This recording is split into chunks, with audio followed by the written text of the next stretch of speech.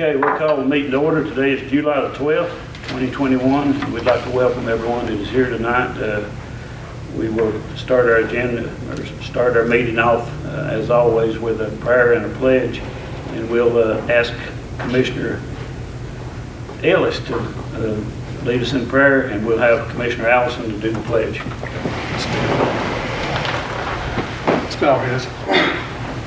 Father, we'd just like to take time out of our day to say thank you for being our Lord. Thank you for always being there for us in our personal lives and helping us get through those times. We'd just like to ask for wisdom as we plan the county's business.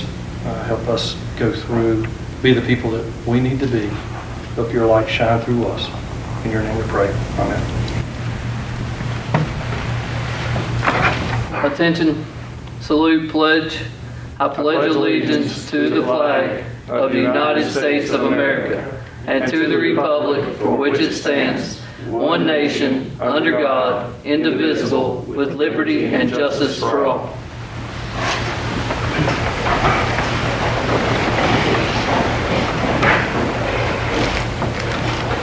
Do I hear a motion to approve minutes? Motion to approve. Second. Do I hear a motion? All in favor say aye. Aye. Any opposed? Do I hear a motion to approve the agenda for tonight? Mr. Chairman, staff would request that you remove item D from old business. There'll be later discussion on that. And add under new business, item G, transit resolution. I'd like to make a motion to accept those changes as stated. Second. Got a motion second. Any discussion? All in favor say aye. Aye. Okay. First appointment tonight is under item A. It's Parks and Recreation Department, and we've got Mr. Chad Marsh here. Chad, if you will, come to the podium.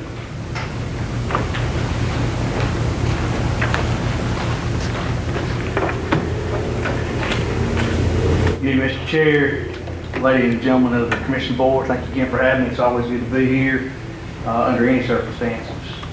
First, Mr. Chair, if you'll allow me, I'd like to address a couple items that were given to me on our last meeting. It was given by two members of the board for me to address some concerns about adult sports programs, and I wanted to give an update on where we were with those. Mr. Allison, specifically, I know you asked about softball and getting those back up. I'm happy to report on the 23rd of July this month, we'll have a one-pitch benefit fundraiser at Maple Leaf. And while this seems like a very small step, I believe it is a step in the right direction to regain interest that I believe has waned some as industry and other various things have left the county some interest in softball has. And so this is my intent, sir, to use this as an 8U fundraiser by a private organization for some girls softball.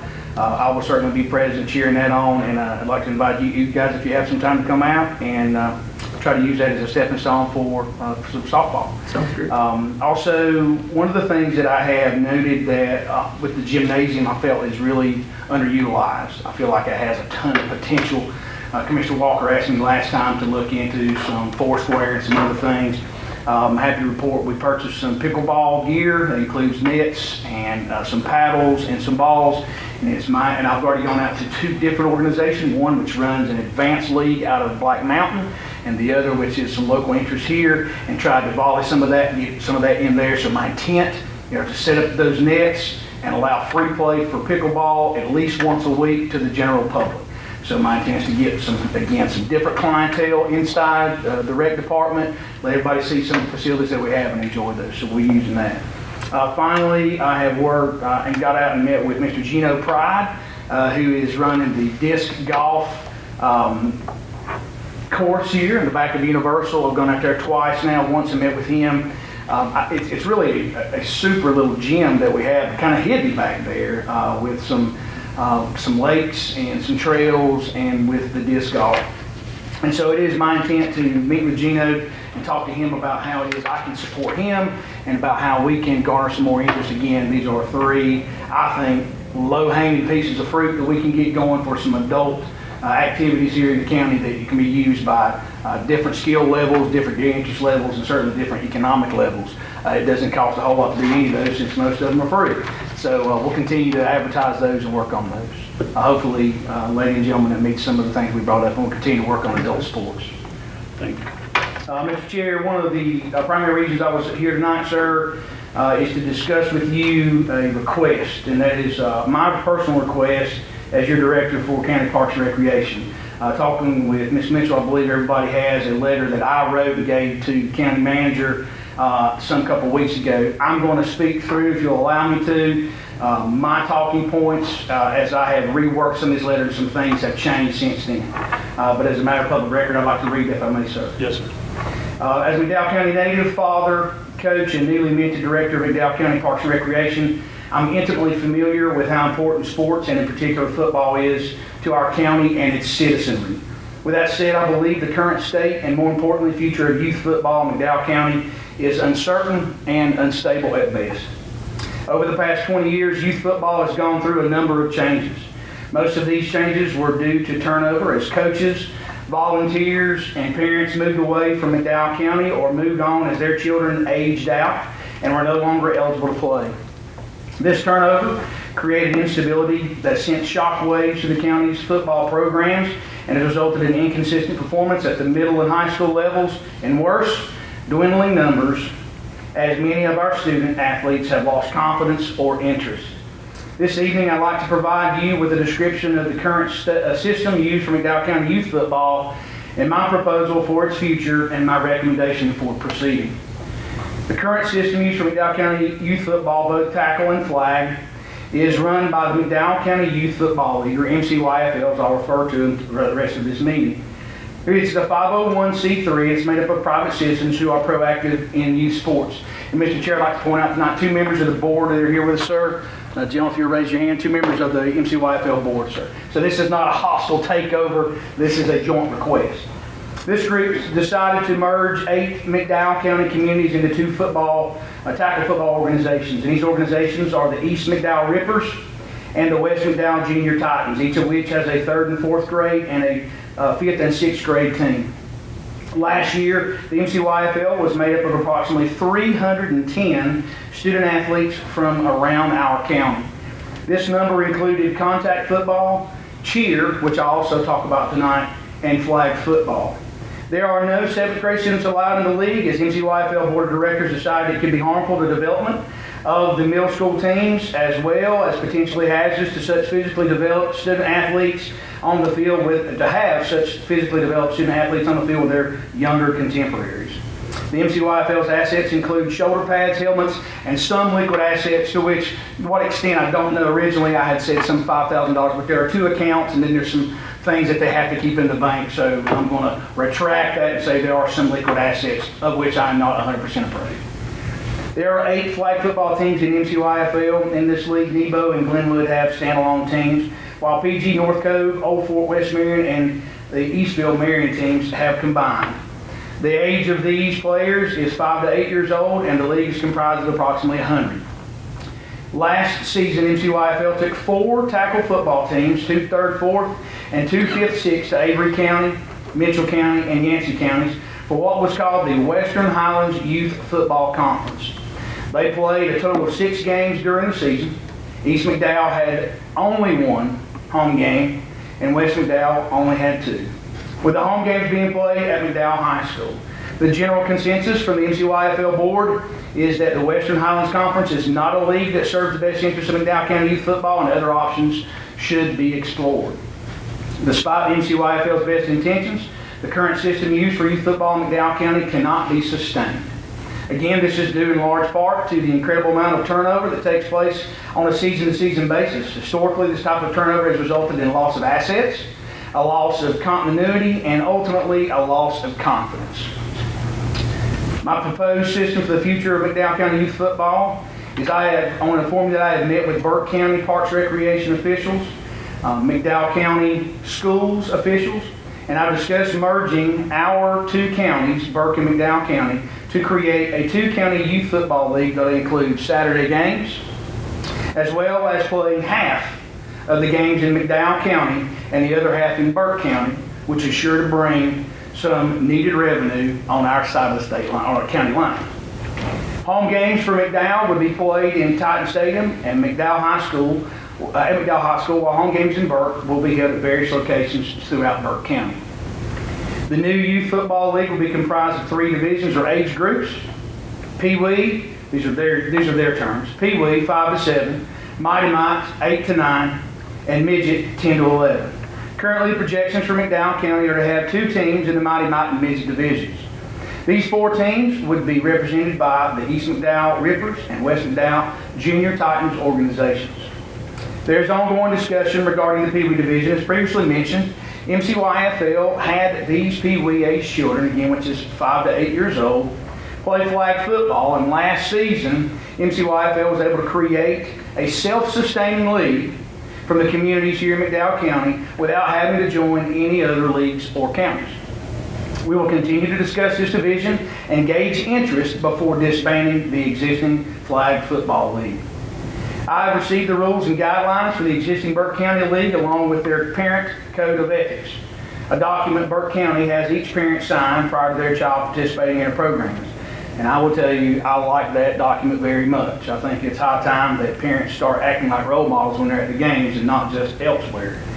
I have shared these documents with the MCYFL board and we are reviewing them for discussion and consideration as possible guidelines for our youth football program.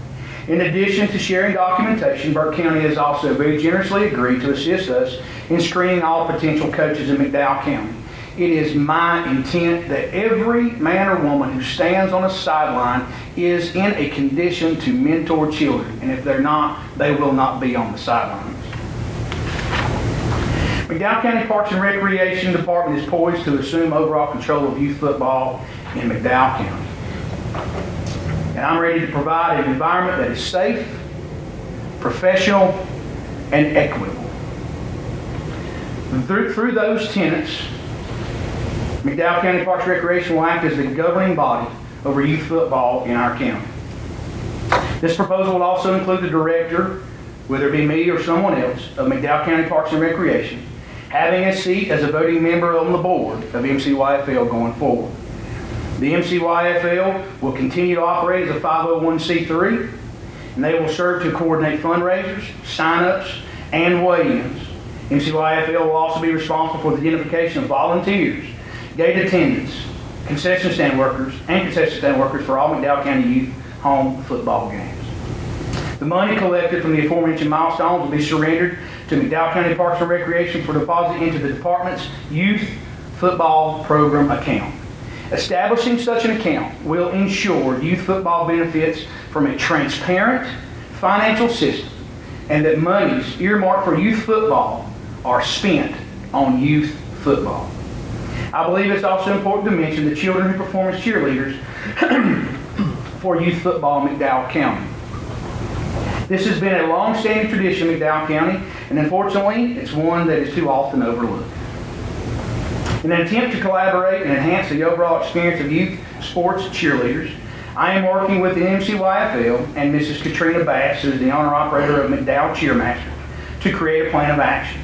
If all parties can come to an agreement, this will occur under the supervision of McDowell County Parks and Recreation and provide an estimated 100 plus children with an opportunity to receive professional instruction in cheer and tumbling, both of which I am very excited about. If McDowell County Parks and Recreation assumes control of youth football, I believe the best course of action is to join Burke County in creating a 2-county league and allow MCYFL to supervise the execution of all McDowell home games. This will serve to provide a steadying effect on McDowell County youth football, as there will be clearly defined rules that dictate play as well as a governing organization that will ensure financial stability and transparency. Thank you for your attention in this matter, and I welcome all your comments, and I look forward to continuing to work for the youth of our county. Okay, thanks, Ed. I'd just like to say make a couple comments. You certainly hit the ground running whenever you took this position over. We're very proud and feel like we made a very wise decision by giving you that position. We're proud of what you've done already and the commitment you're making for the youth in McDowell County. We appreciate that. I do, I think the adult sports program is important, and I would like to see softball raging again here in the county like it used to back when I was young and was able to play. And certainly the disc golf has got to be a big item with some of the younger. Everybody's a kid to me anymore, but you know, some of the younger kids really enjoy that, and I think that's something that is a good thought, a good idea. We are going to be certainly here in just a few minutes addressing the 04 rec property, doing the 04 rec property update, which I think this, along with some of the other things you've mentioned, is going to open the doors up for something that I have really been wanting to see, and I would like to see us net some of the travel ball that is going on, and I think that is something that's going to be big in the future, and I think that's something would benefit this county both in several ways. But anyway, I'm looking forward to that happening. You know, our children are our future, and we certainly need to keep them in mind. And so what you're asking tonight is for us to consider, I guess, adopting a resolution to adopt the youth football league. An endorsement. An endorsement. Would be great. Okay. All right. Anybody else have any questions, comments? I just want to say thank you for the one to try to give it some organization and some financial open book, so to say, so that the parents of the, not saying there has been issues in the past, but at least there will be an avenue where parents will know who to ask about what about the money that I paid, what about the fundraisers that we did, where is that money, to help answer some of those questions. I think that is very admirable, and tag teaming with the league there. I also would suggest, and you may be planning on doing this anyway, but I do know that I hope that the teams can kind of run some of the same plays that the middle school and high school plays, so that the kids can be better prepared when it gets to junior varsity and varsity football here in the county, to try to help the county out as far as the school system. I know that that's been discussed somewhat, and I do think that just in your organization, a long-term target, that could be something. I do like the thought of having open gym. I do like the thought of having a disc golf, and I do like the softball, and possibly getting churches and just a rec league again running again. I do know that that was a big thing in my life growing up. So I like how it's I like how you run it, and I just want to say thank you. Thank you, sir. Would it be appropriate to comment? Just, Yes. So, Mr. Ellis, thank you, sir. And I do want to tell you, there's so many things going on here. So you have spoken to me about the plays, and I got some good news to get to you. So these two gentlemen here tonight with MCYFL, we have actually put together a camp. So there's going to be a camp the week of the 26th, I think, the week of the 26th. It's a 3-day camp. It's going to be open to the entire county. It's $15 per child, of which we are going to try to, if we have to, provide stipends or scholarships. We'll take care of the kids. But I wanted to tell you that I've already worked with, talking with Coach Cash, athletic director, and with Mr. Garrett, and with Coach Brewer, and they're all interested in coming down that week to grip and grin, talk to the kids, let them see what's going on, meet with the coaches, and we're already discussing doing a coaches camp where it is rec league coaches being taught and worked with some of the high school coaches, including the middle school coaches, and on both sides. Again, that kind of dips into a little bit of Mr. Garrett, Mr. Cash's realm. I'm trying to be very careful, make sure that I incorporate them in everything that we're doing. But I want to give you that good news, sir, that I did hear you, and we are working on that, and that's in the plan, sir. Good. Hey, I'm just proud of the way he hit the ground running, as you said, and it seems like the horizon is just glowing with promise, and I appreciate it. I appreciate it. Keep it up. It looks good. Thank you. Okay.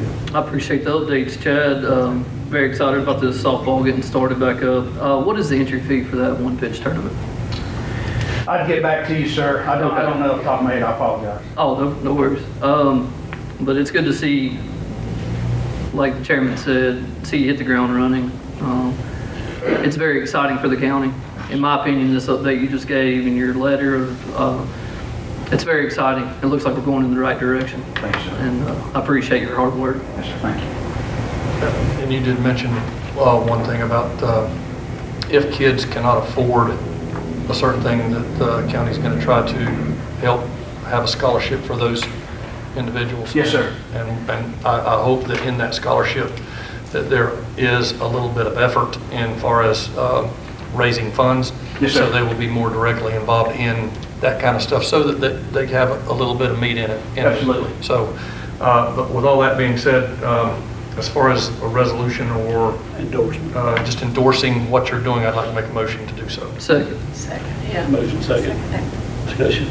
All in favor, say aye. Aye. Any opposed? Thank you, Mr. Marsh. Thank you, sir. Thank you.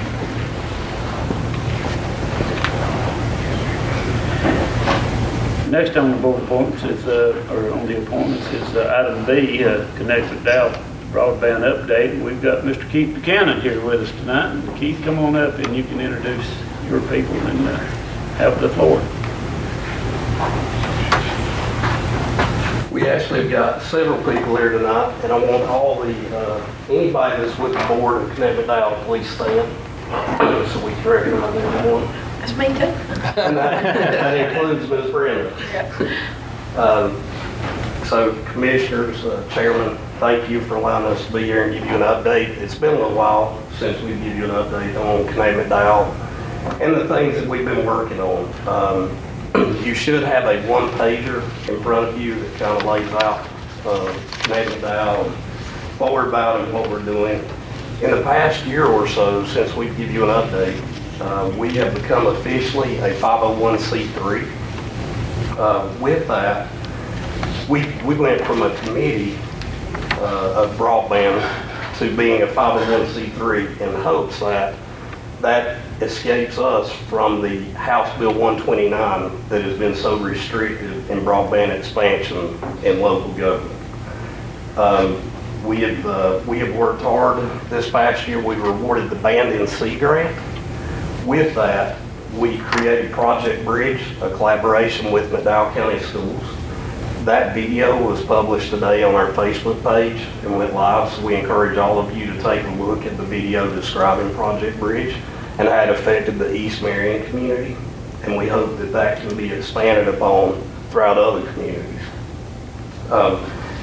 We also, in the past year, have spoke with current incumbent broadband providers. We've tried to seek additional broadband providers that provide true broadband with no data caps and unlimited service at a fair price. That has included some wireless companies that I can't really expand on presently, but we do have some stuff in the works.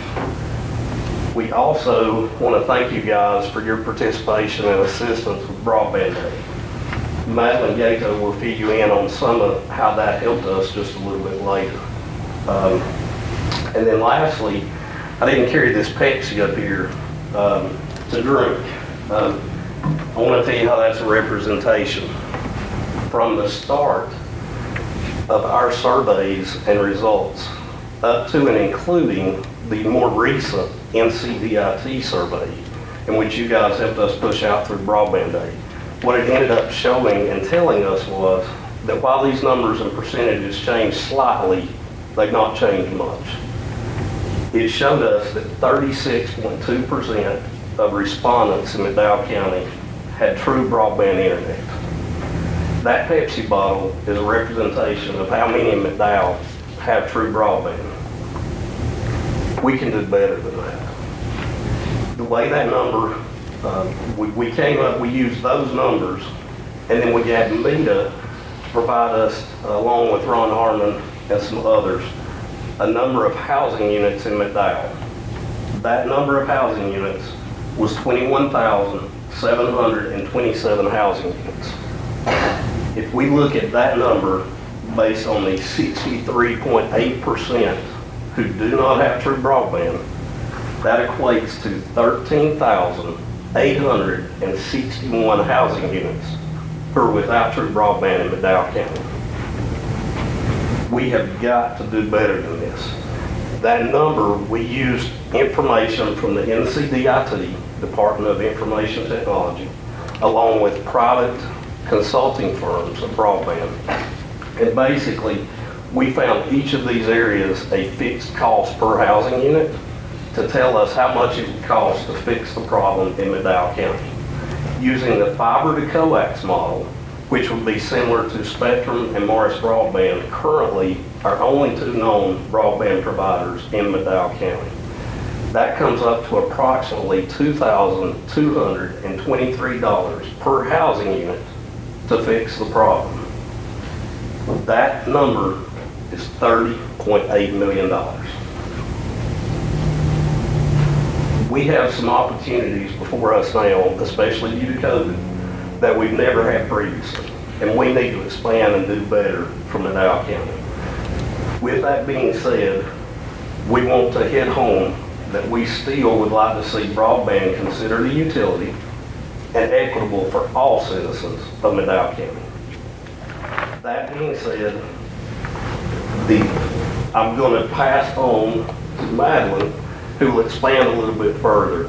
But we can do better than what's in that Pepsi bottle from Madalyn County, and we've got to do better. Thank you, and we appreciate you taking time to hear us. Good evening. My name is Madalyn Gaito. I'm the Director of Development and Board Liaison here at McDowell Tech, and I'm a founding board member of Connect McDowell. I serve as the secretary on the board.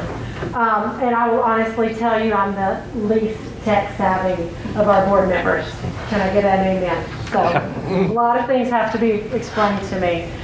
But as recognized leaders in our community, I'm sure that you have all been approached, maybe once or twice, by a citizen who tells you that they have poor internet.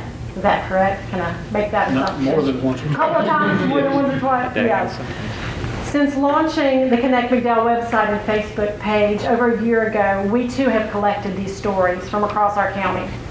People writing to tell us about taking their children to the McDonald's parking lot to complete their homework assignments. Patients released from the hospital with instructions to connect with their doctor via telehealth, only to realize they don't have enough internet to connect to their healthcare professional.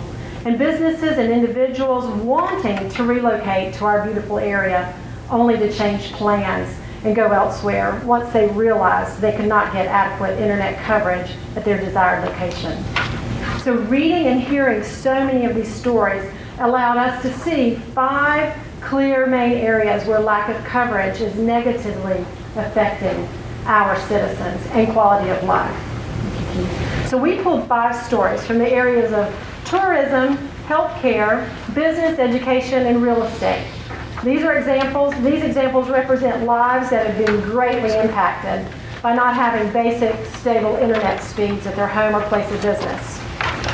And while I could stand here and read these, you obviously realize this is going to be interactive. I hope you don't mind. I hope it pleases the board to do this. And Mr. Wooten, if you would mind standing in and reading one as well. I would actually like each one of you to read these out loud, if you don't mind, for the rest of the board. Yes. Yes, please. These are each 5 different areas. Commissioner Vaughn, if you want to start. Okay. Camp Prairie is located on almost 700 acres, surrounded by 30,000 acres of U.S. Forestry Service land. We struggle daily with slow up and down internet speeds and poor or non-existent cell service. It is almost impossible to make a non-Wi-Fi cell phone call at camp, and text messages are regularly not sent or delivered when staff and guests are on the property. This creates communication challenges and handicaps our business when compared to other camps and outdoor ventures that have more reliable internet and cell service. Guests and staff have to travel to one of 3 buildings in camp that have Wi-Fi service and the limited bandwidth. With multiple users on the limited bandwidth, workflow slows to a crawl. Camp Greer is leading trail development on U.S. Forestry Service lands surrounding Old Fort through our 5G Trail Collective program.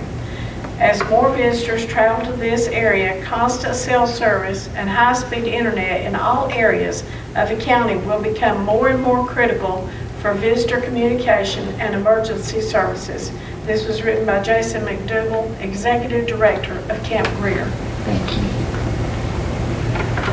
McDowell County homebound veteran was issued an iPad to be able to connect with his healthcare providers. This was because there was not a strong enough signal at his home to connect for secure video connection on their smartphone. After several in-person training sessions with family members, we were finally able to connect with the iPad. Due to their location, the signal was weak. We found we could not connect with a fair connection on his porch or on the other side of their home, opposite where his bed was located. This problematic, as a veteran, is bed bound. This is an example of missed health care opportunities. Sadly, the people at high risk of complications, rural, elderly, low income, medically complex, are the same ones who face the most barriers to access from the home health therapist. That I have the same problem at my house. You know, it's sad that we have this, and it's certainly sad for a veteran in that situation. But you know, I have no Wi-Fi or internet. I pay $160 a month for a satellite, and I would be a lot better off to buy fish food and throw it in the creek with that $160 than I would be to send it to the satellite internet company. But you know, there is certainly a problem here. My family just moved from one area of the county that had limited broadband service to an area that has no broadband service. Before moving, we searched for providers to no avail. One company even told us that their service ended 500 feet from our house. I own a business. My kids go to school here. Now I fear both will lag behind the world because we can't keep up. We did, however, find Usenet, but their bandwidth is so subpar that it's almost impossible for more than one of us at a time to be on the internet. It's affecting my business, and worst of all, it's affecting my children's education. I'm so glad that finally there is a group trying to fix this huge problem in this county. Thank you. That's signed, Robert C., McDowell County resident. As a student at McDowell Tech, I had a very, very, very difficult time transitioning once nursing school switched to online learning due to COVID. The internet service connection is not good at my house during times of rain, cloudy weather, etc. So there were many times when I would frantically try to get good connection and was unable to. While taking a major test, I was actually deducted points because my internet connection continuously kicked me out of the test, and when I would try to re-enter it would have counted questions wrong. As you all know, the nursing program is very vigorous, and this continued circumstance actually caused me to have intense test anxiety despite having 2 previous degrees before this one. Because I could not complete schoolwork at home, I had to go to campus to complete assignments and to take tests. I know I'm very fortunate to have passed my classes considering all I have to deal with, and I graduated in May of 2021 and from the associate degree in nursing program at McDowell Tech. This was from N. Lee student. Bonnie Plants is located on South Creek Road in Nebo, approximately 2 miles from the McDowell-Burke County line. Internet service has been a long-standing issue for our company for many years. Our only option for service is HughesNet satellite service. This service is very costly, very inconsistent, and totally unreliable. We currently budget $500 to $600 a month during our peak seasons for additional services that we purchase from HughesNet to continue to operate and reach our customers daily. We have a national internet-based business of 1,500 organic farming customers, as well as our normal operations that would greatly benefit from true broadband service if available. Any progress in upgrading our countywide broadband accessibility would benefit not only our business, but other local businesses in the Nebo area. It's Bonnie Plants, that was formerly Banner Greenhouses. Thank you. And I appreciate you helping with this. And, you know, as you have figured out, these stories do evoke emotion, and they share true experiences from our citizens. But at the end of the day, we all know that we need to have solid proof. Not just stories, we need data that shows the true picture of what type of internet coverage is available in our county.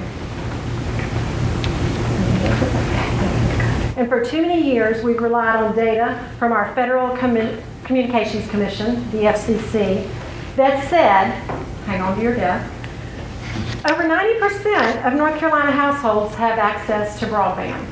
Who believes that? No. And how did they get this unbelievable percentage? Well, they relied on internet service providers to self-report which census blocks are served by broadband.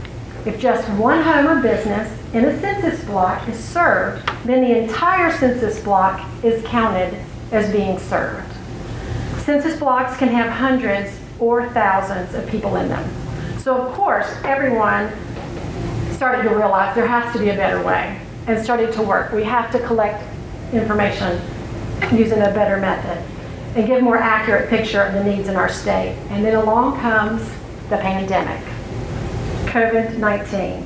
All of a sudden, a gigantic digital divide was revealed in our entire country. All of a sudden, we had that picture of the haves and the have-nots. Employees trying to work from home, kids doing school from home, everyone staying at home, and all of a sudden, millions of people were claiming, my internet is not sufficient. So, this forced the FCC to look for data from other sources. They looked at statewide digital speed survey tools, such as the one you helped us to promote on Broadband Day. And thanks to you, we've now had over 1,200 households and businesses in McDowell County who have completed their speed test. And as Keith just shared, 36.2% have true broadband internet, so that means that 63.8 do not. But as everyone will tell you, I'm a very visual person. Those numbers, those percentages just don't mean a lot to me. And so I started asking, can't we get a map? If we had a map in black and white that shows broadband coverage in black and white, I just knew that if people could see in black and white who has adequate coverage and who does not, they would do whatever it takes to fix the problem. So, as is usually the case, I feel like Big Brother was listening just a little bit, because recently the U.S. Department of Commerce's National Telecommunications and Information Administration, the NTIA, released a new publicly available digital map that allows us to see areas where people do not have quality internet access. The information on this map uses data from both public and private sources, data aggregated at the county, census tract, and census block level from the U.S. Census Bureau, the FCC, and several private companies. Brings in a lot more information than we've had to go on before. It also used speed tests, like the NCDIT, and is able to show what communities are experiencing when they go online. And this map clearly shows that many parts of our country are reporting speeds that fall below the FCC benchmark of 25 Mbps download and 3 Mbps upload. Now here's why I'm here. Do y'all know what that means? Does everybody know what that means? Some do. Well, I've had to Google that. So we're going to do a little tech moment, if you don't mind. Mbps is megabits of data per second, and it measures the rate in which a provider delivers internet data to and from your home. Download speed affects how much information you can bring in from a server in the form of images, videos, text, files, audio, and the upload speed affects how much information you can send from your computer or other devices via the internet. Submitting coursework, emails, video games, video calling, that kind of thing. That's kind of the very simple So when we looked at this map, we were able to take a screenshot, and Kim is going to pass this map out to you. This shows McDowell County. Now, I'm sorry, it's not black and white. They wouldn't help me with that. It is in red and green, though. But you'll simply get the picture. I'll wait till everyone has it. And you can see the outline of McDowell County. You can see the green areas right there in the center indicates reported speeds that meet the current FCC guidelines for fixed broadband service of 25 down by 3 up. Shades of red indicate the areas of need. Chairman Brown, I bet you live in a shade of red. Oh, yeah. I live in a shade of red. I did the speed test, and it was 0.3 by less than 3. So we all know. This map speaks volumes to me. This map shows an obvious need in McDowell County. It shows us that we must put resources towards solving this problem.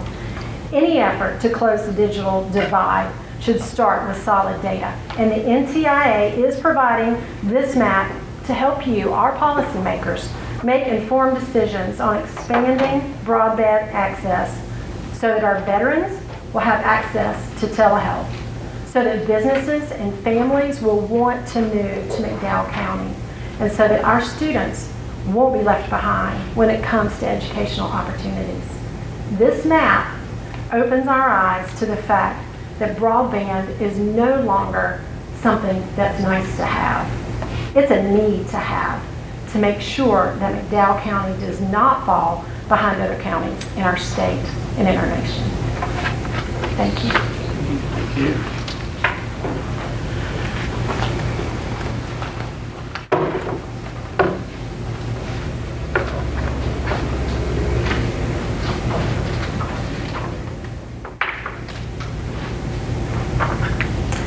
Good evening.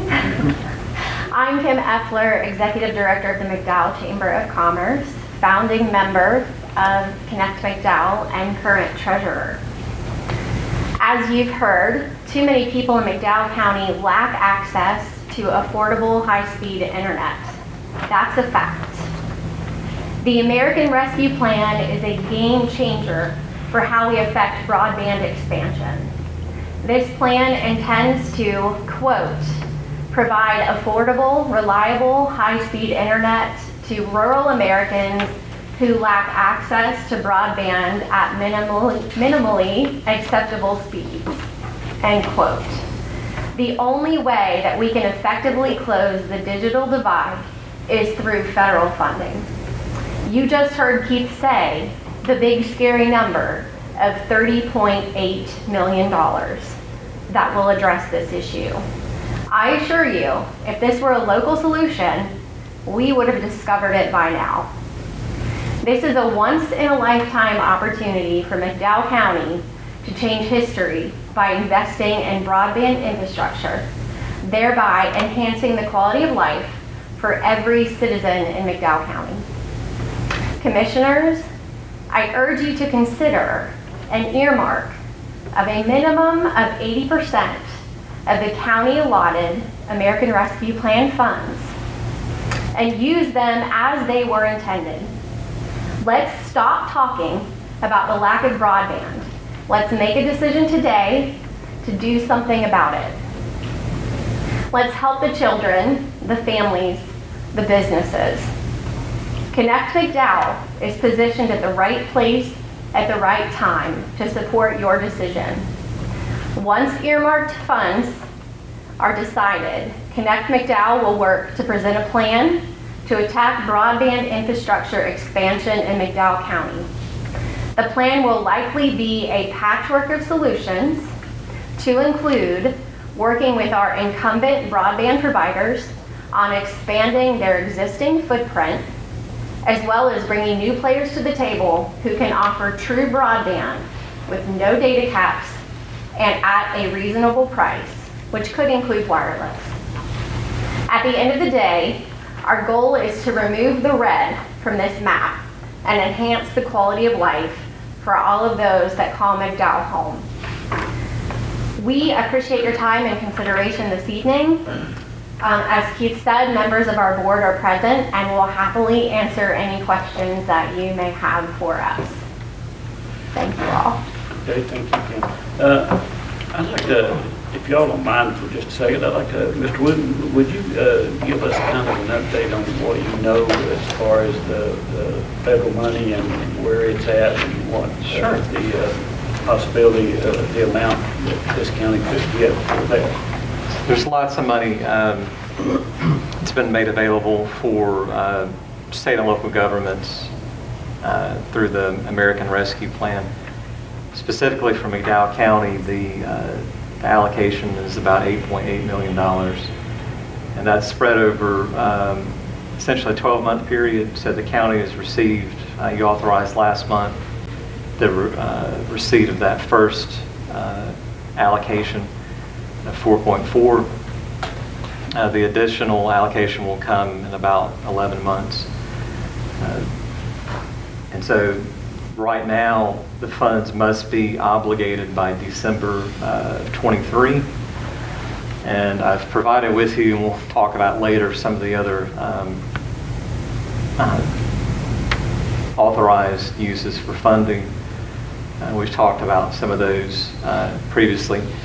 For broadband itself, right now, this isn't a rebuttal, or it's just sort of a situational aspect right now. Counties are not allowed to spend money on the deployment of broadband as it stands. There are bills introduced to grant that authority, but not in this. You don't have the same ability to lay out that infrastructure and either lease it or own it that you currently do for water lines or sewer lines or anything of that nature. And so that's something that the broadband companies that used to be the cable companies, but now the broadband companies had pushed for and put in place years ago. And so county ability is limited, but there are bills. One that's been introduced is Senate Bill 689. It's currently in committee. And it could be one of those things that I don't think it didn't pass crossover. That could be in the budget. With all the money that's been allocated to the counties, cities, and the state for this area, it's very likely you'll see some legislation change to make expenditure much more easier than it is now. I was aware of that, and of course you guys probably were too. But I just wanted to. Can I reply to that? Yes. Real quick? That was the whole purpose for Connect McDowell becoming a nonprofit. Connect McDowell can receive funds from any agency or any authority, and then Connect McDowell could place those funds with anybody we chose. That we would not be obligated to House Bill 129. So that's one of the reasons we wanted to make this presentation and make you aware of that. Okay. With the American Rescue Plan, the 8.8, it was my understanding and what I'd read and what we had talked about, the water, the sewer, and broadband. Mm-hmm. And from that perspective, and I do know in talking to you, because that was one of the things that I was interested in running for commissioner, trying to help out broadband situation here in the county, because from my understanding, the 40% of students in the county that had one-to-one didn't have a shot. So that's near and dear to me. So are we going to have to wait, or is there something that we could do as far as letting the 501(c)(3) help us out in getting that done? So are you asking, could you authorize something tonight to do that, or? I would like to make sure that we could authorize something soon, but I would like to make sure that we're not getting ourselves in trouble. Sure. And with that being said, how can we work with this? And just to clarify too, we are all pro bono. Connect McDowell has no paid employees. We don't have an office. We all volunteer our time from our regular jobs to do this just to benefit the community and our county. And we commend you on that. Thank you very much. To your- It's an issue that's important to me, certainly. To respond to the question, I think if you gave direction for staff to explore these issues related to restrictions we have, there's 3,000 pages of guidance, slight exaggeration from Treasury, but that would, to give us some time to look into it, if that was the preference of the board, we'll certainly do that. I'll definitely Come back next month. ask staff to pursue and find Is out that what. a motion? Yes, I'd like to make that a motion so that, and specifically on the American Rescue Plan monies, to see if there's any other options that can be done so that we can free up some of the money for this. I second that. Motion second, all in favor, say aye. Any opposed? Can that request, would 30 days be acceptable to find that? That would be our intent, to be in touch, but also with the relevant agencies to bring that as far as information. Yeah. Yes, sir. I did have a question on your presentation. 2223 to the individual house, that is not getting the down the road to the No, house. it actually is. It is. That is a ballpark estimate per resident. So Okay. like I said, we give you a second page that kind of breaks that down. Gotcha. It's even got fiber to the home listed, it's got DSL listed, which we don't even want to talk about. Yeah. Because that's not true broadband. Yeah. But that number was there's a lot of factors that go into that, but the short of it is, to get coax to the home, it averages 22, 23 per resident to Right. get that accomplished. Last question.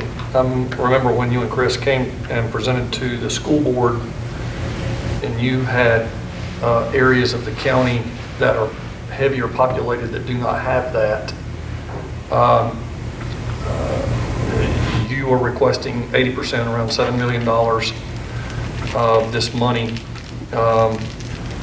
Would Be you- earmarked, and what we would like to do is come back to the commissioners with specific action plans of how we would like to use that money at a later date. And it would be a patchwork of solutions. It would not be one cut rate.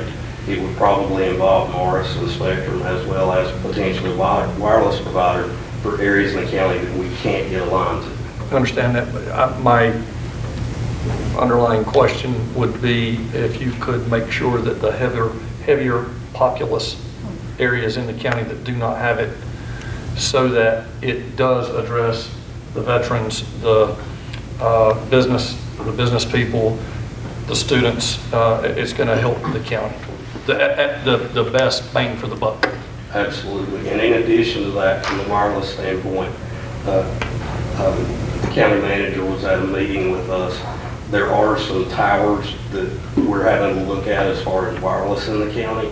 Sometimes on the wireless piece, we're limited where those towers may be. Correct. Without erecting a new tower. Right. And additionally, I want to say that Mark Garrett at McDowell County Schools has also offered up any of the school resources and or properties for such towers if we find somebody that's interested in that. I'd like to put one on my property.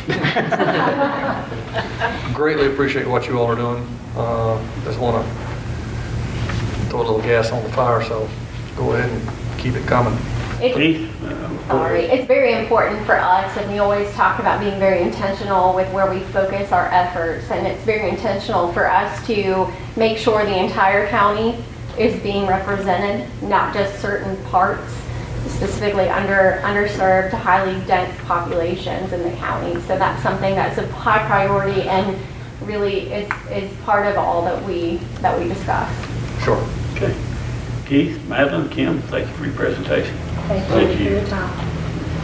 Mr. Chairman, would it be okay to skip down to item A under new business that's broadband related in case they Sure. leave? In case they had to go somewhere else, they might hear this. So item A, the NTIA broadband grant. Michael Tank, who's the the local affairs consultant or staff member, I guess, for Charter Spectrum. He's probably been in touch with Mr. Buchanan. Mr. Tank had reached out several weeks ago that Charter Spectrum is looking at some grant opportunities in this area, specifically related to federal funding that's been made available through the agency that did this map, the NTIA. What they are looking at is a broadband grant that would apply to counties or population areas less than 50,000 people, which we fit the bill, to where there is service gaps, which we definitely know that, and is reiterated again tonight. But they are looking for local government partners. And so you have some information in your packet about this, but essentially the ask would be that the county partner, the county would be the legally the applicant and the fiscal agent for the funding, but Charter would do the actual work of installing the material. Foothills Regional Commission would do the application and the grant monitoring, and hopefully funds would come to the county outside of what's been discussed already. They're looking for around $5 million grants, NTIA is, and so that's an area that Charter will be looking at. So they're studying these same maps. They have that information, of course, but they call them white spaces. And so they're looking to areas that are adjacent to their plant now that they can grow. And so if you endorsed it, the most work we would have would be signing application documents, a little bit of bookkeeping. I might be minimizing it for Ms. Bell, but hopefully it would mean $5 million coming to the county for broadband. Mr. Chairman, I'd like to make a motion to endorse this NTIA broadband grant possibility.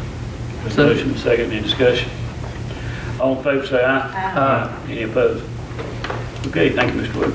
Thank you. If you wanted to go back to old business. Okay, we'll go back to old business. Under old business, item A, the Old Fort Recreation Property Update. Mr. Wood. Sure. I believe it was last month or maybe 2 months ago, you discussed having a meeting with representatives from the town of Old Fort to discuss the recreation properties there, which include a baseball, softball complex, a playground, tennis courts, as well as a swimming pool. The county has leased that property for maybe about 12 years.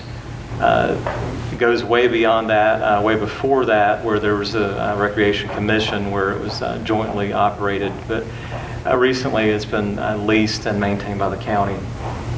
But before we could actually have the meeting, the town, I think, kind of understood maybe what the purpose of the meeting was going to be about. So they talked and voted to transfer the recreation properties to the county's ownership. There were a few, as you see in your packet, I won't call them caveats, but a few things of note. One on the north side, adjacent to the pool, there's this portion of land that has a well on it. They would like to keep that, of course. They would like to have a reverter on the property in case if it was ever not used for recreation, it would go back to the town, and we've done that before. And one other item, they use the large parking area near the ball fields currently as a storage area for gravel, and they've asked to temporarily allow that until they find somewhere else for that storage. But That's all agreeable and understandable. What's your pleasure with the board? I'd like to make a motion to accept it as presented.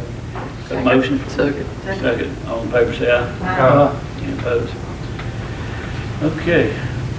Move it along to item B. Sir, we've talked Rescue plan. American Rescue Plan. We've talked a little bit about it already. Just a little bit of update, a little bit of an action, and then we'll revisit discussion last month.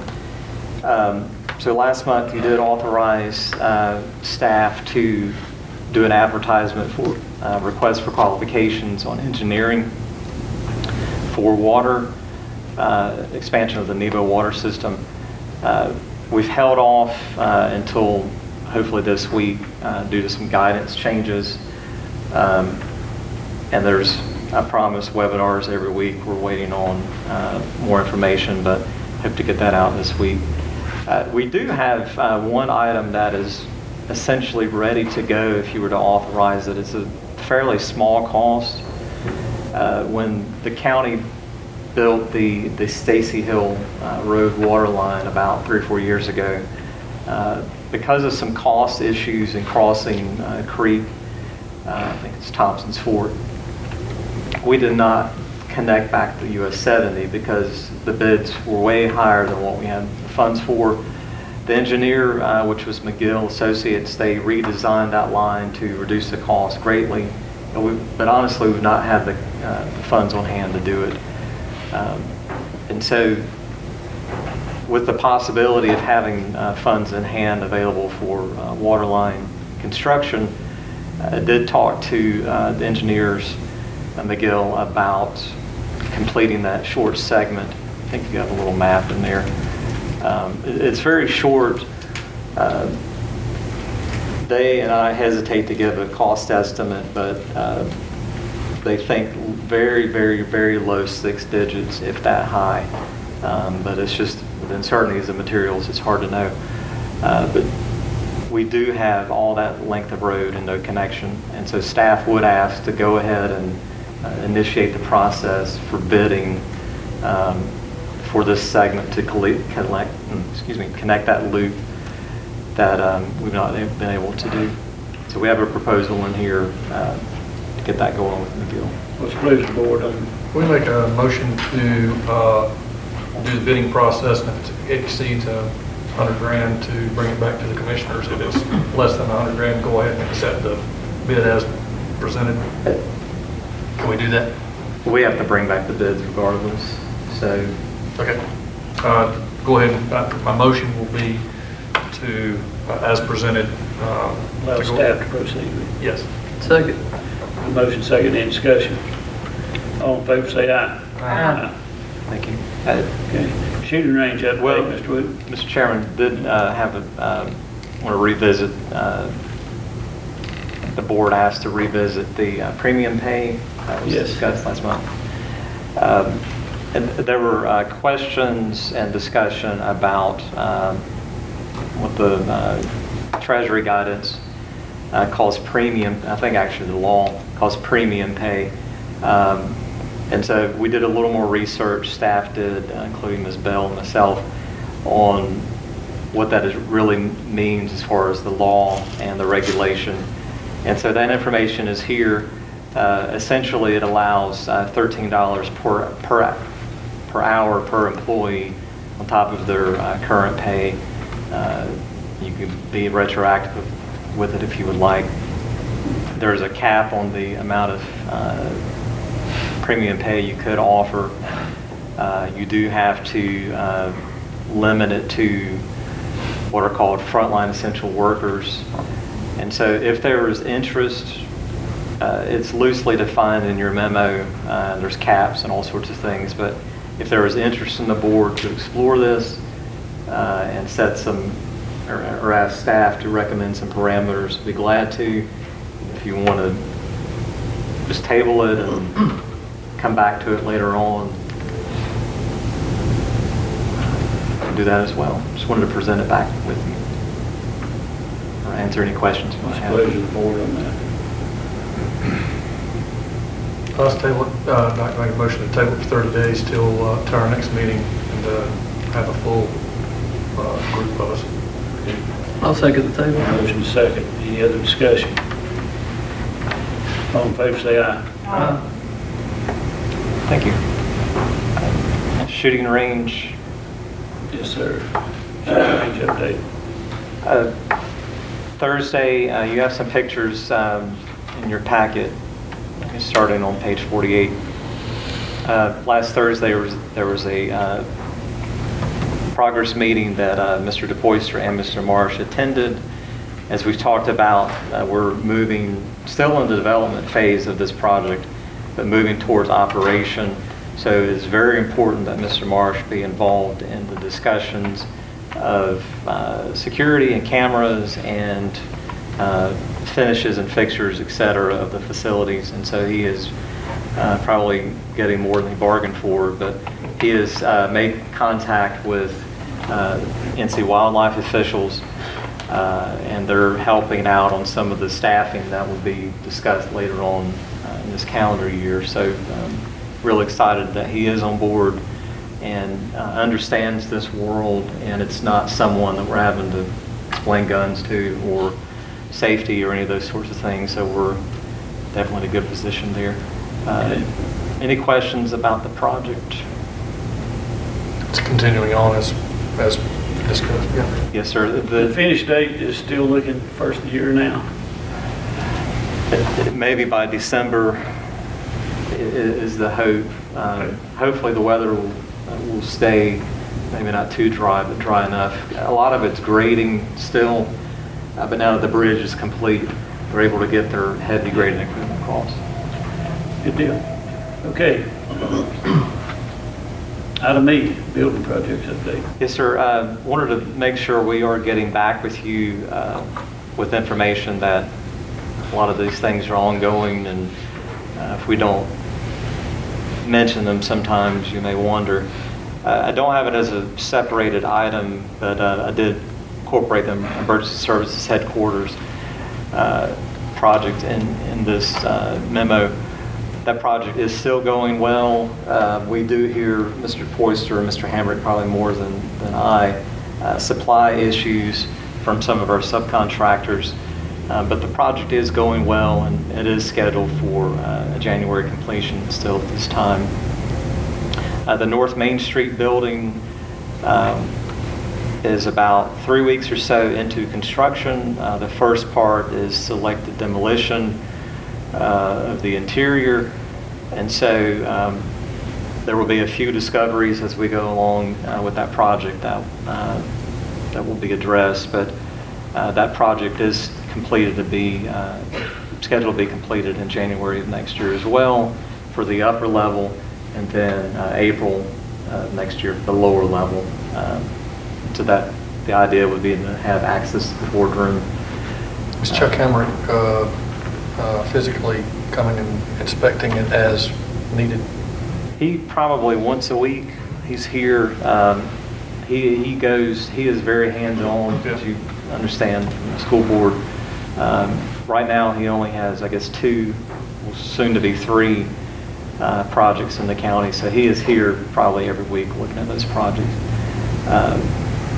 So that helps to where you have a very engaged architect, and we've had the opposite before, and it's hurt us. But he does go through and work with the contractor on their issues. I've been real impressed with Mr. Hamrick over the years and the work he's done. He treats it very seriously. Just quickly on the rest of the items, we're working on bid proposals for the South Garden Street parking lot adjacent to the administration building.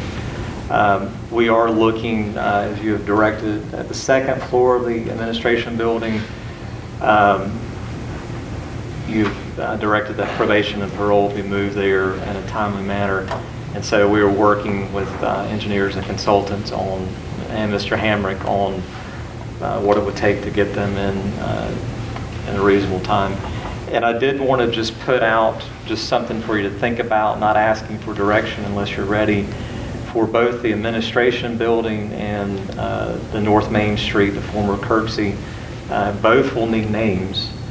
So it's probably not, as my opinion at least, maybe others, calling the administration building for much longer probably doesn't make sense, since you're moving permanently to a new building, as well as a lot of the administrative staff.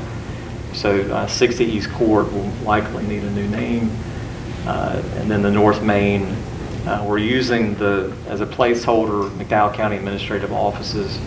But if you had other thoughts and ideas, this is just sort of a planting a seed, and we'll see what grows for future months. But at some point we'll need signs, the new building, and then the older building can be changed. I think as a board, we would like to direct you to come back to us with some names.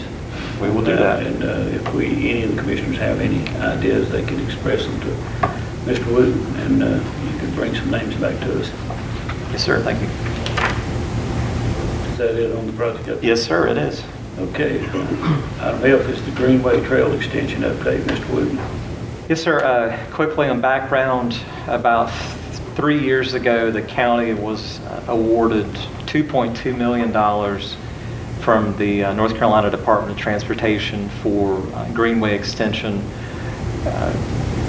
west of town. And the area is pretty loosely defined as between US 70 and Resistaflex Road, generally understood to be on along the river. The idea would be to extend off of the recent section that was completed there at Greenway Park and either go west towards Tom Johnson Camping World or further east towards the existing city sections that they constructed. And so before we get to construction, we have to find an engineer.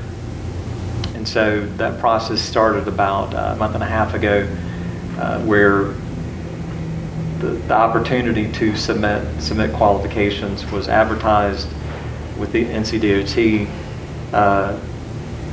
A committee of 5 individuals, Mr. Marsh was on that committee with myself and 3 others, have met. We had 9, I didn't mention we had 9 engineers submit proposals to start off with. We reviewed those and shortlisted it down to 3. We meet Thursday with those final 3 in this room to do interviews and ask questions of them. The idea of leaving that day with a selected firm, and then maybe shortly thereafter being before you with that firm. But we do have to get some blessing from DOT on that whole process. But we have the funds budgeted for the local match.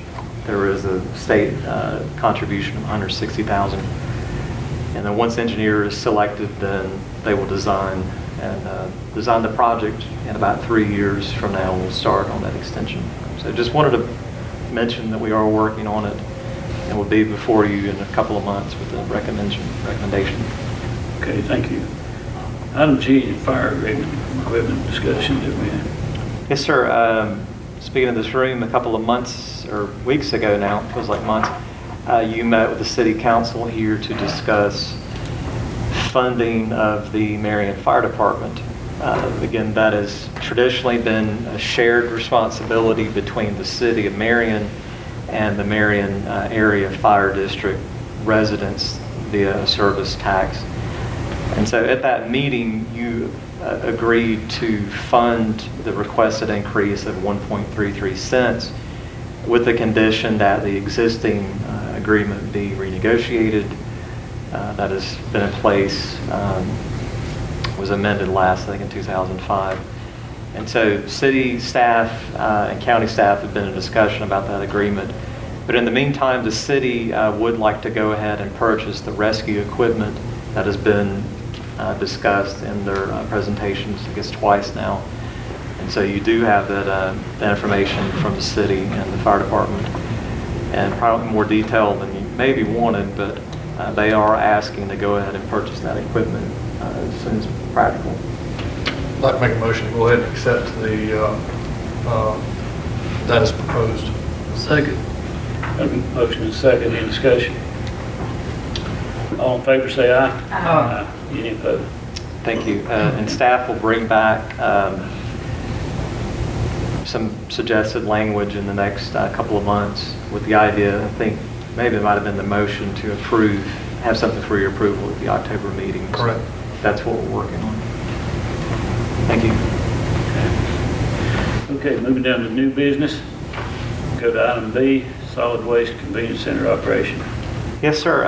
Thank you.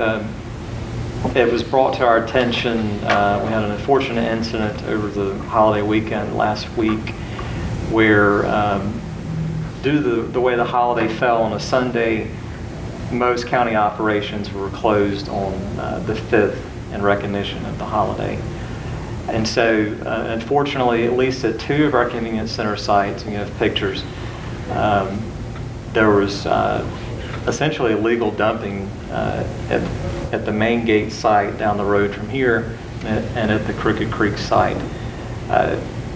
we're working on the tonnage amounts, but I think total was less than a full ton, but probably total at least 100 trash bags and debris and cardboard boxes and everything else that were deposited at both gates by individuals that were maybe disappointed that the facility was closed and didn't want to take it back home with them. And so on that Tuesday when we were open at both locations, our staff had to go out and handle the trash and dispose of it properly. Staff reached out to the sheriff's office because it is illegal dumping. We have an ordinance against dumping of bags not in an approved container. And so it's not a wonderful task, but sometimes the deputies will go through bags of trash. It's an allowable practice, and they do find names at times, and they will call folks, and they can ticket folks for illegal dumping and make them come back and sometimes throw the bags away if they're already not done so. I did get information over the weekend that the same thing happened in Rutherford County on the 5th, and so it's, I don't know if that's reassuring or not, but it is sad that additional burdens were placed on our staff on the 5th, on the 6th, and did want to just make sure you're aware of the impact. And Mr. Ellis did send a picture on the morning of the 6th, due to his proximity to your home. But, yeah. Mr. Chairman, I'd like to, if we could get staff to look into getting some signage for each convenient place in the county to talk about the regular business hours, but then also to list holidays that are closed. And I don't know exactly what would be the best way to do it, because it really needs to be a permanent sign.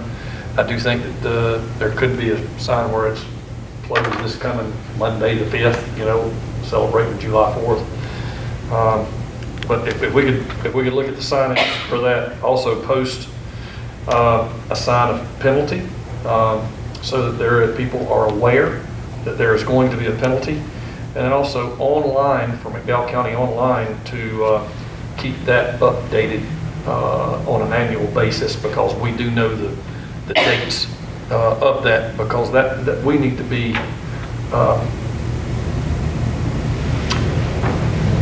better, and just communication.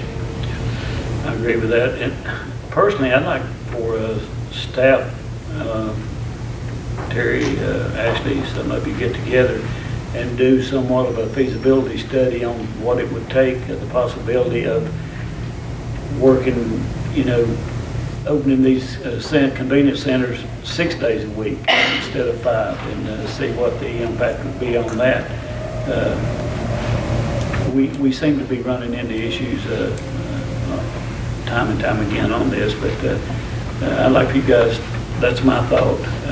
Of it, I think of the current business operations, I think we need to have it posted. And I think, for an example, Crooked Creek's open Monday, Wednesday, Friday, and Saturday. So, and then if there's a holiday in there, or a holiday is in there, and it's we changed that already to where that if there's a holiday falls in there, then there can't be 2 days in a row.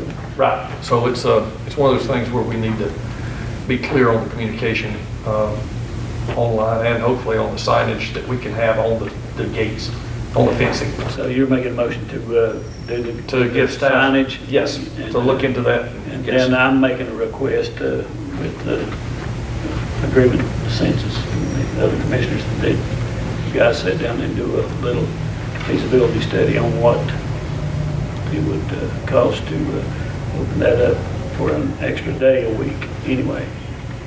we'll bring that back next month. And as far as, maybe you're not saying it, but I'm hearing evaluating being open on holidays. Is that part of it? That's part of it too. Okay. This is temporary help that we use in these convenience centers, and A lot of these guys would love to work, all the hours you would let them work. So Well, it's not going to be a big cost to the county to maybe add a day or a couple of days to that. Just something to look at. And if it's clear communication, I think that it's going to be better. I mean, at each individual site. Possibilities of cameras too, because cameras can be used by law enforcement to help enforce things. Yeah, I think cameras would be a good asset. Okay, Mr. Wood, you have direction on that? Yes, sir. Chairman, I believe you made a motion. Yes, I did make a motion to go ahead and pursue that. Are you adding the chairman's information as well? Yes. Okay, I'll second that. Got a motion second, any other discussion? All in favor, say aye. Aye. Okay, now you have direction, Mr. Wood. Yes, sir, thank you. Okay. Item C, the school grant proposal. Yes, sir. This is in the newspaper, I believe, a few days ago. The school system has led an initiative through school system, college, county, and private business in a program called FutureNC. The idea for the statewide program is to have 2 million credentialed adults in North Carolina by 2030. And credentialed meaning, they have some level of post-high school certifications, whether it's a degree or something from this facility, et cetera. The school system has been and will be the lead, but they are asking the possibility of the county being the fiscal agent because they've have a feeling, I guess, if nothing else, that it's likely that they might have a retired school employee be the liaison for the project, and it helps for them not to be through the school system, so we would just be the fiscal agent. It's about $15,000 total over 2 years, so it's not a lot. Ask for your endorsement. Probably make a motion to endorse it. That's Got a presented. motion and a second. Any discussion? All in favor, say aye. Aye. Any opposed? Item D, administrative items. Mr. Whitman. This is much shorter than prior months. Would ask that you approve as presented the Nevo water system leak adjustment in the amount of $5,750, and you do have EMS write-offs totaling $57,818.11. I make a motion we approve those. Second. Got a motion and a second. Any discussion? All in favor, say aye. Any opposed?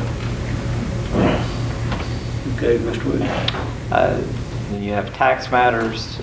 Was that all the administrative? Yes, sir, it is. Okay. Yes, sir. Okay, yeah. Item E, tax matters. And those are routine. I've looked at each one. Has to be approved.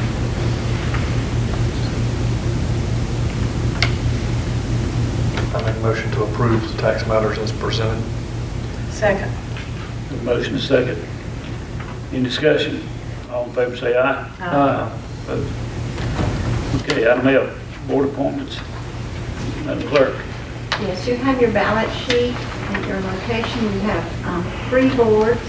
The META board received 3 applications. You may vote for 2.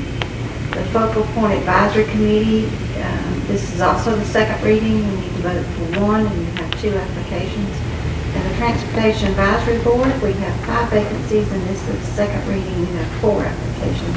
I will continue to advertise the transportation advisory board and the planning board. Okay, thank you, Madam Clerk.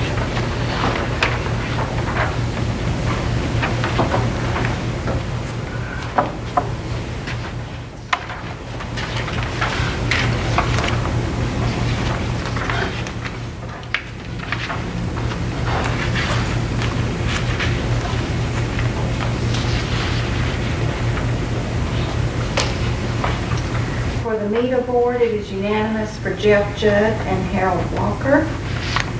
For the Focal Point Advisory Committee, it is unanimous for Martha Zimmerman.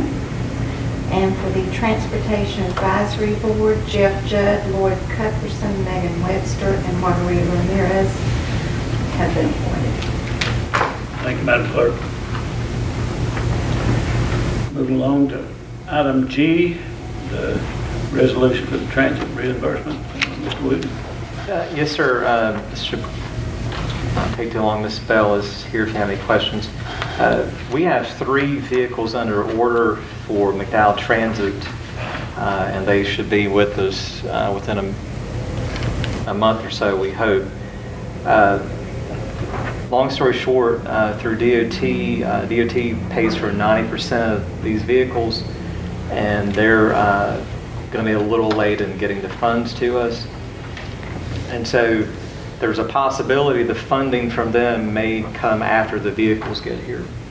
And so there may be a possibility that we would either need to pay cash and be reimbursed, or finance the amount of the vehicle purchase and then get reimbursed. So there's a couple of options, but if we do the financing, we would need to have this resolution in place beforehand, since we would be having vehicles delivered before we're financing. So ask that you approve the resolution for that. Mr. Chairman, I'd like to make a motion to approve the resolution as presented. Second. Motion and second, in discussion. All in favor say aye. Aye. Okay. Next item is citizen comments. Do we have anyone who wishes to speak tonight under citizen comments? There's no one else signed up. Okay. No one else signed up. Madam Clerk, did you say no one else signed up? No one else. Oh, okay. All right, well, that, Commissioners' staff reports. Any commissioners or staff have anything? Mr. Chairman, I was just going to mention my August list grew a little bit tonight, which is why we're here to do things. I was going to mention just sort of a heads up for next month. You had asked about salary pay study. We're working on presenting something to you next month on that. Prior meeting, you asked for direction or information at least on solid waste fees, and we will have some preliminary information about that as well, in addition to the items discussed tonight. So we'll have a nice long, maybe not long, but good discussion next month. So that's all I have. Do I hear a motion we adjourn? So moved. Motion we adjourn. Motion and second. Any discussion? All in favor say aye. Aye.